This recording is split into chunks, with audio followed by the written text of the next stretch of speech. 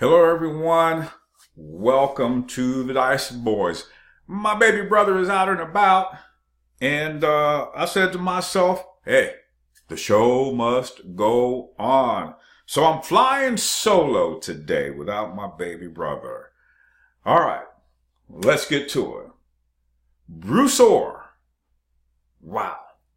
Hey, Bruce, did you lie to Congress when you said that you didn't have anything to do with the Trump-Russia probe that the FBI was conducting, that they started on July 31st of 2016, Operation Hurricane as it was called?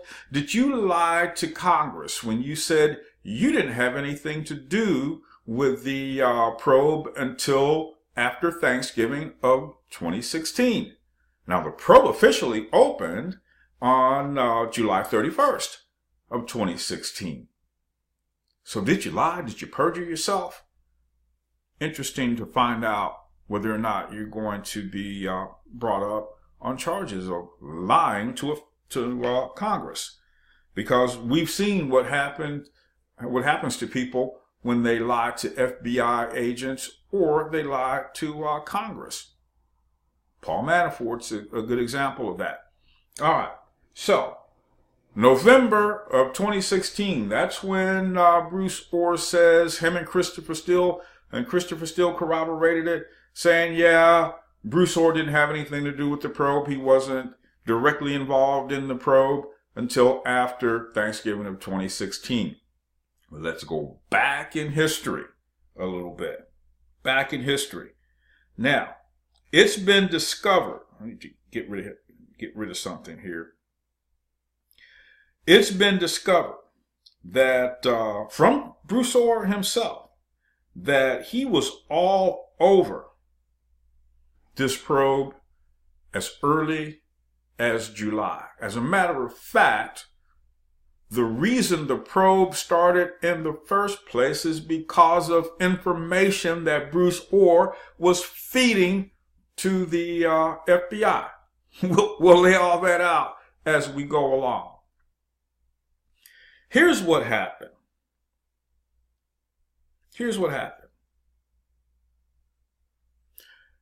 Anybody familiar with the name George Papadopoulos? George Papadopoulos. He was on the Trump campaign. As a matter of fact, he was a foreign policy aide. A Russian or Australian diplomat, put out information to the FBI that George Papadopoulos may have prior knowledge that Russia had derogatory information it planned to release on Hillary Clinton. So this is what the Australian diplomat said. George Papadopoulos may have prior knowledge that the Russians got some dirt on Hillary, and they're going to release it. FBI, they look into it. So it's like, hold on, wait a minute. If the Russians have some dirt on Hillary Clinton, then we can't let that happen. We cannot allow George Papadopoulos to make contact with these Russians in Moscow so that he could get this dirt on Hillary Clinton. Jim Comey, Andrew McCabe, Rob Rosenstein, Peter Strzok, Lisa Page, Christopher Steele. No, man, we can't let that happen. Because we don't want Trump to become president. Because Trump's already in campaign mode here. Because he announced his run for president back in 2015. We're up in 2016 now. So there's no way they want Trump, especially Christopher Steele. There's no way we want Trump to be elected president. So they do this probe on Papadopoulos. Come up with nothing. Nothing. So this doesn't work. This doesn't work. As a matter of fact, here's what it says. Agents feared that Papadopoulos might be looking to create contacts in Moscow to gain access to that Clinton dirt. Can't let that happen. But multiple sources tell me the FBI soon received information now considered highly classified. I'm getting this off the Hill. The reporter that wrote this article, John Solomon. All right, so let's get back to it. But multiple sources tell me, this is John Solomon talking, that the FBI soon received information now considered highly classified that undercut the theory of the Papadopoulos case. So yeah, they go into an investigation and they find out, hey, there's nothing there with this Papadopoulos thing about him, having prior knowledge that the Russians have dirt on Hillary Clinton that they're about to release. Nothing going on there. One source described the evidence as indisputably exculpatory, while another said the information put the predicate used to start the case in reversal. Nothing going on with Papadopoulos. Nothing going on whatsoever. Whatever the nature of that classified evidence, the FBI's own account and court records shows agents suddenly seemed to lose a sense of urgency about the Papadopoulos allegation. They inexplicably waited about 6 months to interview both the Trump campaign aide and the European professor who allegedly alerted Papadopoulos to the Russian dirt and introduce him to Moscow contacts. Instead, agents more aggressively pivoted to a different set of allegations of Russia-Trump collusion, those gathered by former British MI6 agent Christopher Steele, who at the time was working to dig up dirt on the GOP nominee as part of a fusion GPS project funded by Clinton's campaign and the Democrat National Committee. Okay, got that. So they looked at Papadopoulos and said, nothing there to look at. But hold on, wait a minute. We just can't let that go by like that. We have to come up with something because we got to destroy this guy's run for president. Speaking of Donald Trump, we have to destroy this. Papadopoulos didn't work. Hey, let's move to plan B. Plan A just fell flat on its face. Let's move to plan B. So to plan B, they move. Now they pivot more aggressively to a different set of allegations of Russia-Trump collusion. Those gathered by British MI6 agent Christopher Steele, who's working for Fusion GPS, who puts together this dossier that's funded by Hillary Clinton's campaign and the Democratic National Committee. Whew, let's look at the fingerprints here. So, listen to this, referring to Christopher Steele. Steele approached the FBI about the raw intelligence of possible Trump-Russia ties on July 5th, 2016, when he met with an agent he worked previously with in Rome.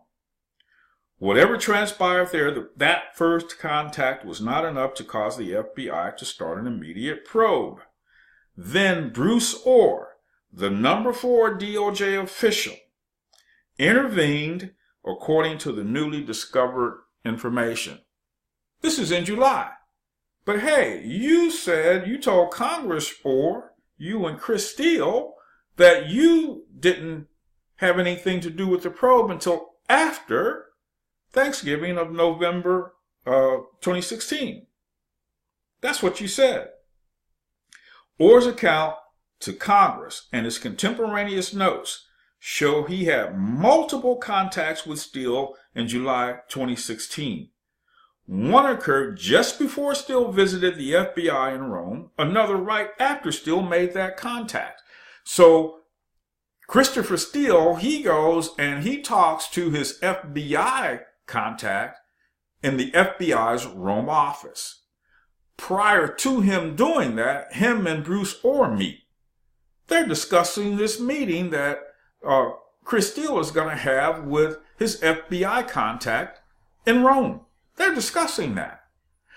After Chris Steele meets with the FBI contact in the Rome office, he and Bruce Orr meet again. This is a debriefing. Hey, man, what you guys talk about?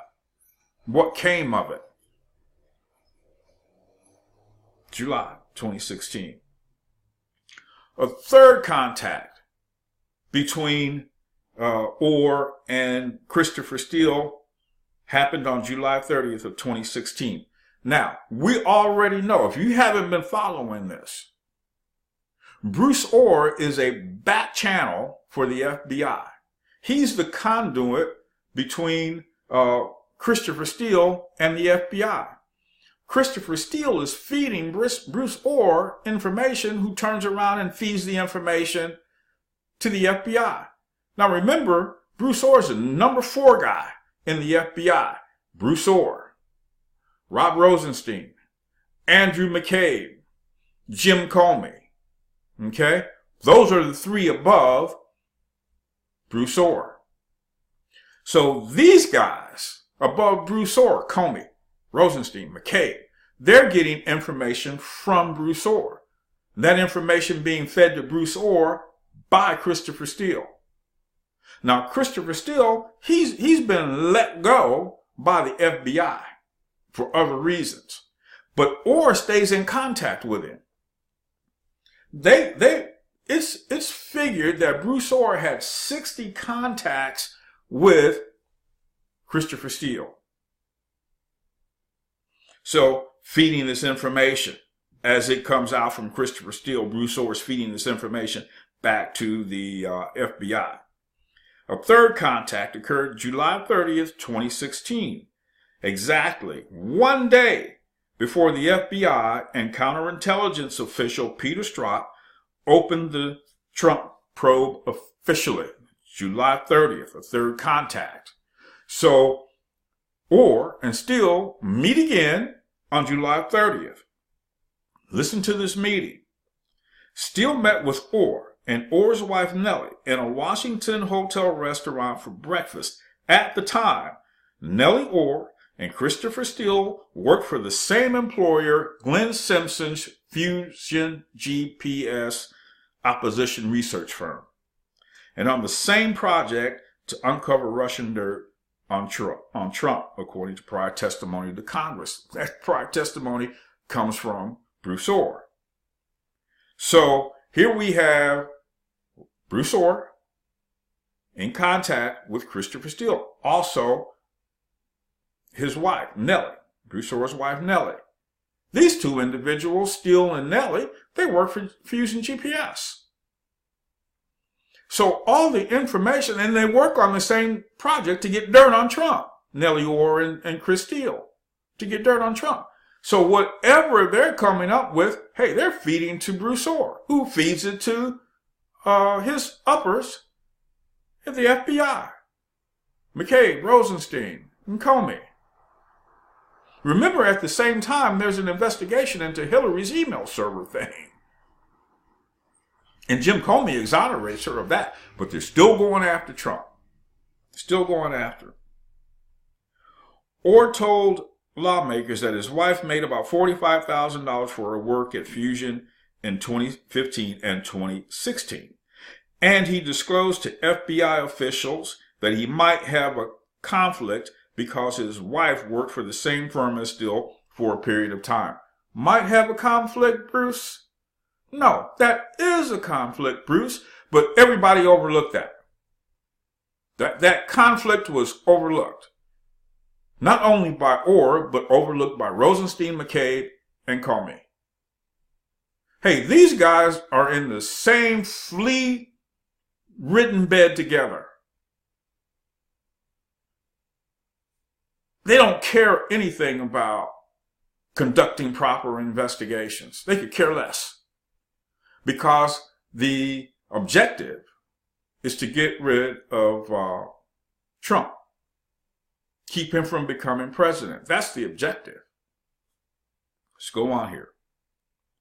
Steele's email asking for the July 30th, 2016 meeting. Remember, this July 30th, 2016 meeting is between him, Christopher Steele, Bruce Orr, and his wife, Nellie. So Steele's email asking for the July 30th, 2016 breakfast suggested he had information to discuss about a favorite business tycoon GOP investigators believe that could have been a reference to Trump. Yeah.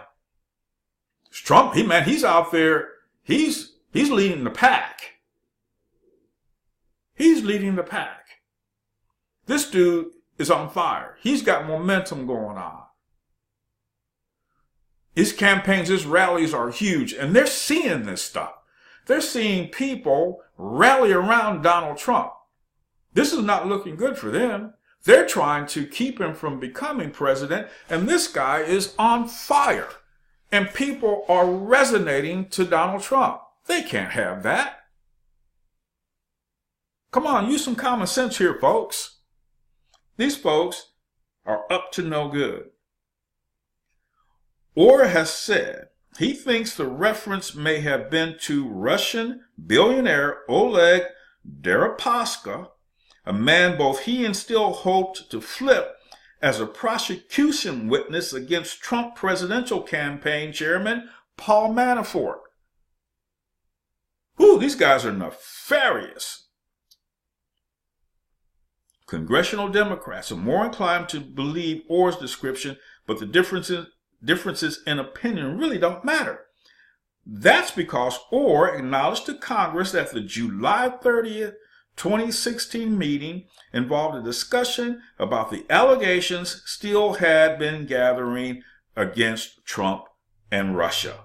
More significantly, Orr told Congress the information related by Steele that day so concerned him that it prompted him to reach out to the FBI and pass it along.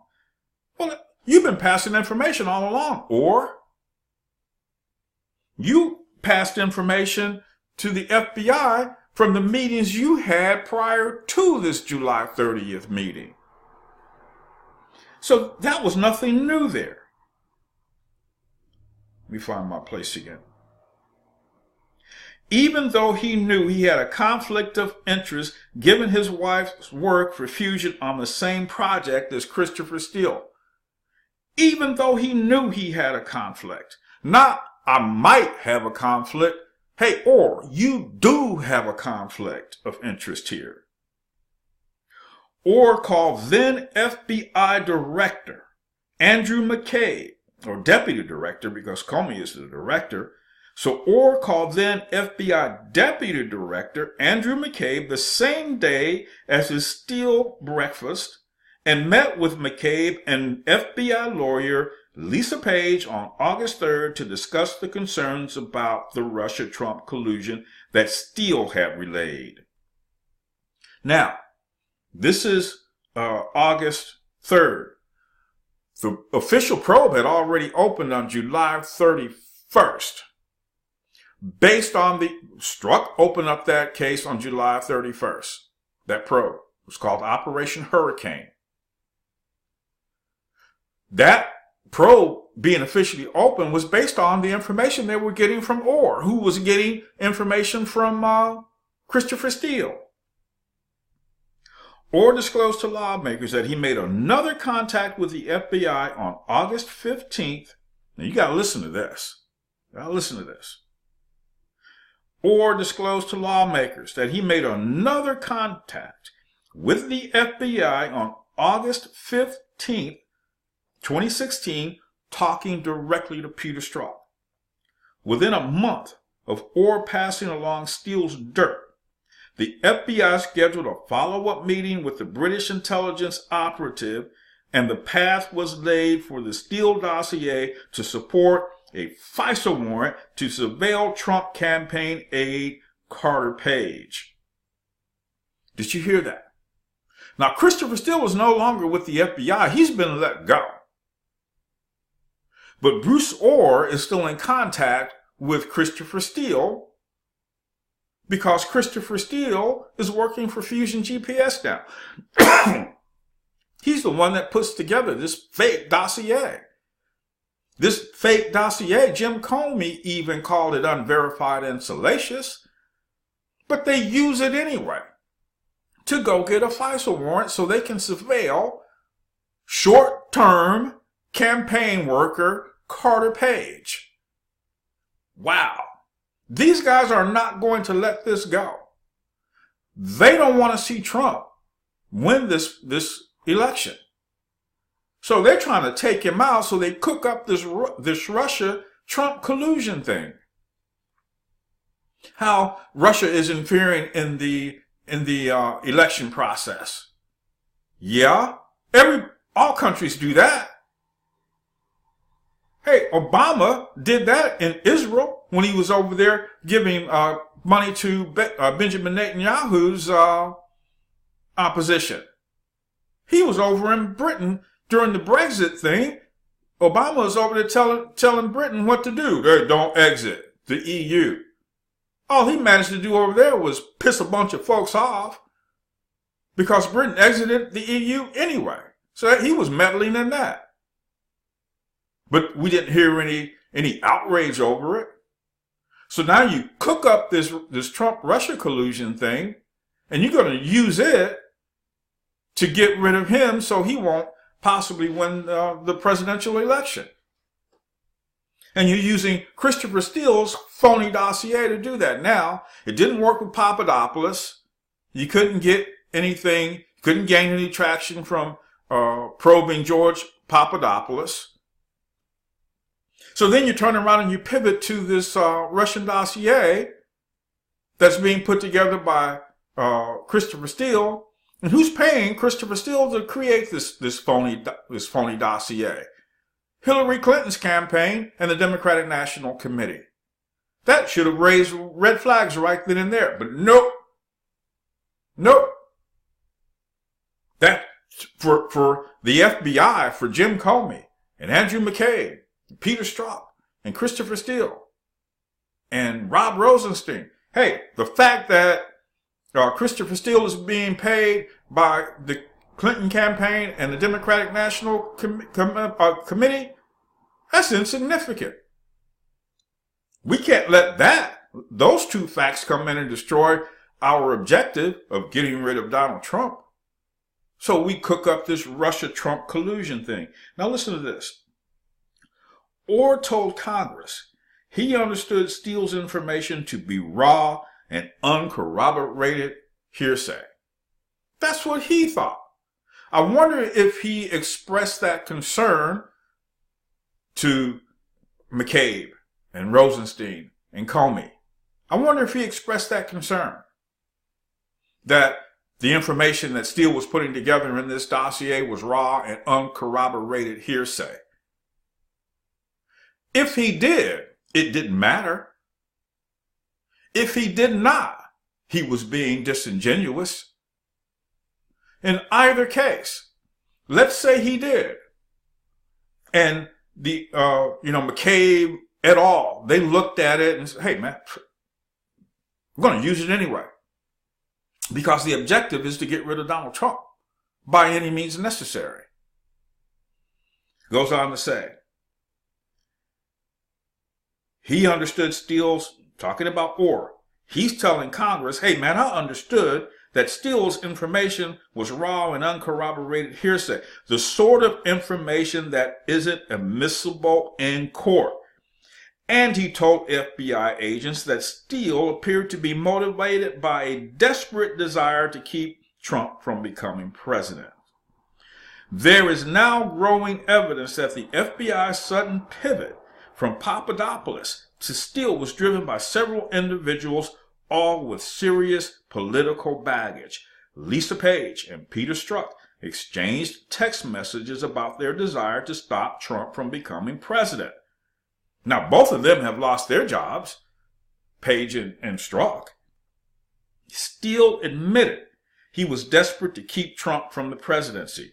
Orr's wife worked for the firm hired by Clinton to find dirt on Trump. And McCabe's wife was a Democratic candidate in Virginia whose campaign got hundreds of thousands of dollars of electioneering help from Clinton ally and former Virginia Governor Terry McAuliffe. Orr's new account could potentially be explosive. So now, Orr's telling everybody that Steele's dossier is raw and uncorroborated hearsay, but the FBI in their probe uses the dossier to go get a FISA warrant anyway. I will be so happy if Donald Trump, and there's talk that he's considering doing this, I will be so happy if Donald Trump says, hey, let's declassify these redacted pages that had to do with the FISA warrants. Let's declassify these redacted pages and get them out there to Congress.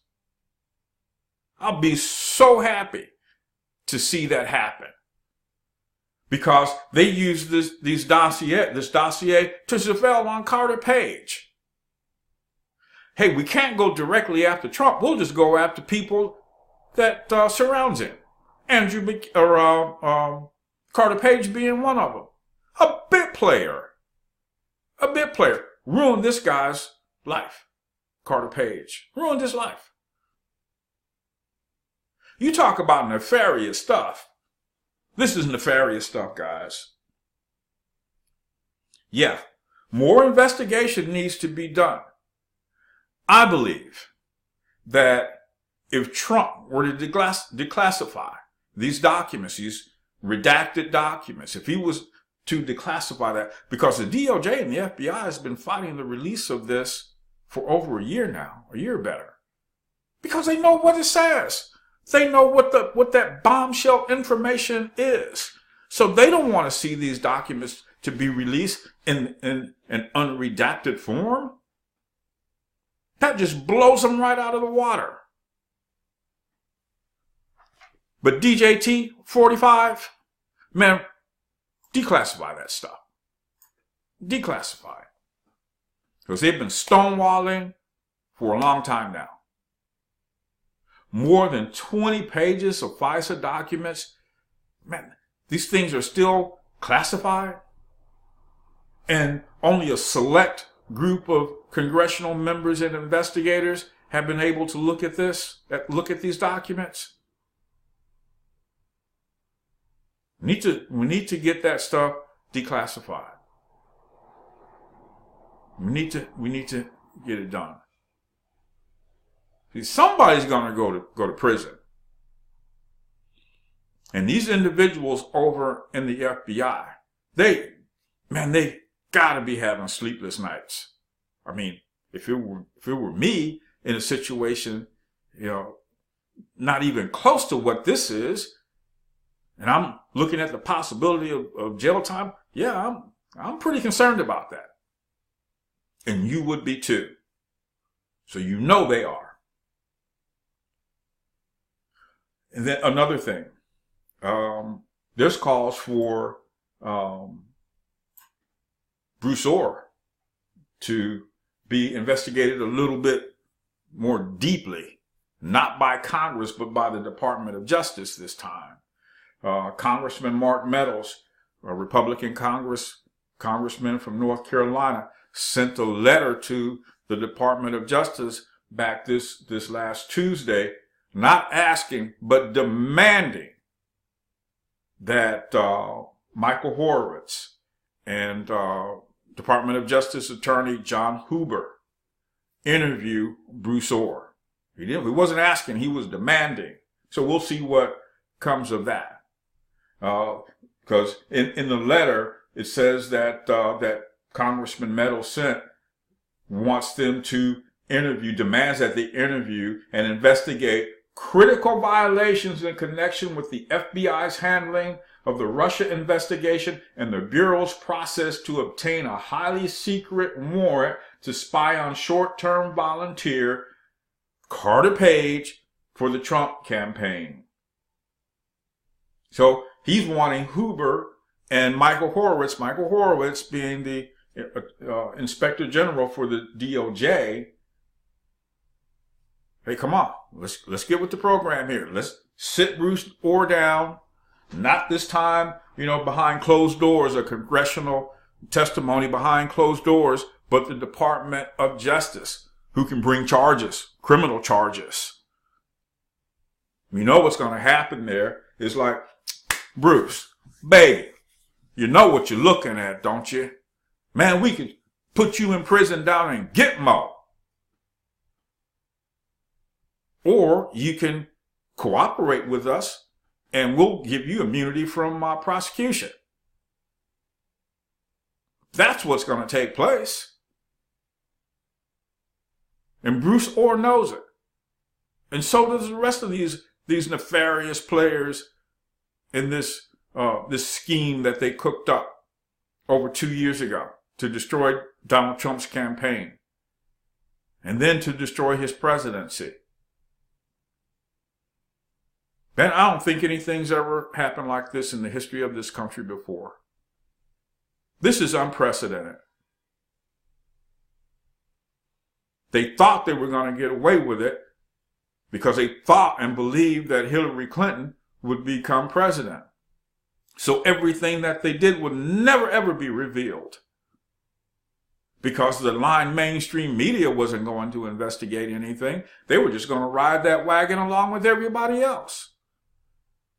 Can you see and understand now why that line mainstream media has been so critical of Donald Trump? They never wanted him to be elected president. Then after he was elected president, they just turned up the heat on it. Turned up the heat. Man, this is no good for the country. No good for the United States. No good for its citizens whatsoever. These guys need to be reckoned with, and they need to be reckoned with seriously. Maybe some of those new facilities that they have down in Gitmo, maybe some of those facilities are reserved for these guys. This is something like a banana republic coup. This is the United States of America. Free elections. Whoever wins the election for president or dog catcher, that's the result. But for you folks to do everything that you can to destroy the electoral process, to destroy people's freedom to go out and vote for who they want to vote for. And in this case, people voted for Donald Trump. He won the Electoral College. You'll hear people say, well, he didn't win the popular vote. Hey, they had a recount of the popular vote. And as they did that recount, Hillary was losing more votes. So they stopped that process because they didn't want to see the end result of that. That didn't last long. Ooh, man, he's getting more votes now during this recount, and Hillary's losing more votes. Remember that? So that stopped. You folks have done everything you can to take Donald Trump out, to destroy him. Hollywood, that lying mainstream media, the FBI, you've done everything you can, and nothing's worked. And now, you're being exposed. Your nefarious, evil, wicked, and perverse behavior is being exposed. And that's a good thing. It's a good thing. I hope this sends a message to people who try this in the future. This is the consequence. This is the consequence. But yeah, they're going to lean on Bruce Orr, because he was that back channel between Christopher Steele and the FBI. Christopher Steele, he was an FBI informant. He was dismissed by the FBI because he was leaking information to the media. Not only was he leaking information to Bruce Orr, he was leaking information to that lying mainstream media, and they were running with it. Even after he was released by the FBI, Christopher Steele, Bruce Orr still had contact with him, still getting information from Christopher Steele and feeding that information over to the FBI. I guess the release of Christopher Steele by the FBI was supposed to be like a smokescreen. Oh, well, he's gone now, so we don't have anything else to do with him. But in the background, Christopher Steele he's still there. Wow. Amazing stuff. It really is amazing stuff. All right. Again, my baby brother is out and about, but, I said, no, I'm not going to let that stop anything. The show must go on. And so here we are. All right. So it's Friday, September 7th. Guys, have a great Friday. Have a great weekend. See you back here on Monday, if not sooner. If something pops over the weekend, then we'll possibly get on Saturday or Sunday and talk about it. All right. Go ahead, if you haven't done a like this video. And if you haven't subscribed to our channel, you can do so by clicking on that red subscribe button you see at the bottom of the video. And make sure you click that bell also, so you can be notified anytime we put up new videos on our YouTube channel. All right, this is Jay Dyson again. You guys have a great weekend. We'll see you back here on Monday, if not sooner.